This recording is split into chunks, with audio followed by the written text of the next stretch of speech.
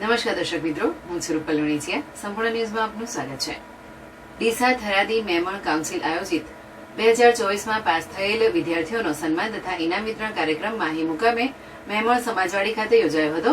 જેમાં પધારેલ મહેમાનોમાં મૌલાના સલાઉદ્દીન સાહેબ વિરમગામ, અધ્યક્ષ હાજી સિરાજભાઈ કલોલ, હાજી હનીફભાઈ કાઉન્સિલ પ્રમુખ ડીસા, રફીકભાઈ શિરોયા આસીડા, પ્રોફેસર ઇલિયાસભાઈ હિંમતનગર સહિત કાઉન્સિલના ઉપપ્રમુખ તથા વિવિધ કમિટીના ચેરમેન તથા 26 જમાતના પ્રમુખ સેક્રેટરી સહિત જમાતના મોટી સંખ્યામાં સભ્યો ઉપસ્થિત રહ્યા હતા.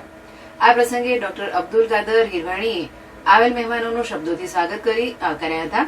આ પ્રસંગે ઉચ્ચ લેવલે તૈયારી કરતા 64 વિદ્યાર્થીઓને કાઉન્સિલ દ્વારા ચાંદીના શિલ્ડ તથા ટ્રોફી આપી વિશેષ સન્માન કરવામાં આવ્યું હતું.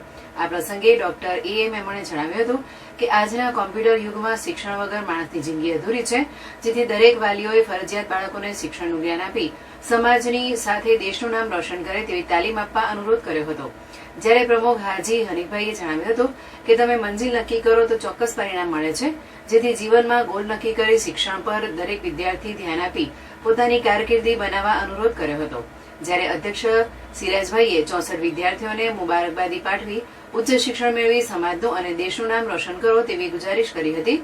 જ્યારે પ્રોફેસર ઇલિયાસભાઈએ જણાવ્યું હતું કે 2025માં ધોરણ 10 અને ધોરણ 12માં 90% ગુણ લાવશો તો લાવશે તે દરેક વિદ્યાર્થીને કાઉન્સિલ તરફથી 1 ગ્રામ સોનાનો શિલ્ડ આપવાની જાહેરાત કરી હતી. જ્યારે આ પ્રસંગે મેમણ આરા સાજીદભાઈ આઈટીટી દિલ્હીમાં પ્રવેશ મેળવનારને ચાંદીના શિલ્ડની વિશેષ સન્માન કરવામાં આવ્યું હતું. આ પ્રસંગે નદીમભાઈએ દરેક બાળકોને ઉચ્ચ કારકિર્દી મેળવી સમાજનું નામ રોશન કરવા જણાવ્યું હતું. કાર્યક્રમનું સફળ સંચાલન ઇદ્રીશભાઈ તથા ફૈઝાનભાઈએ કર્યું હતું. જ્યારે કાર્યક્રમને સફળ બનાવવા શિક્ષણ કમિટીએ ભારે જહેમત ઉઠાવી હતી અને આભાર વિધિ સમીરભાઈએ કરી હતી.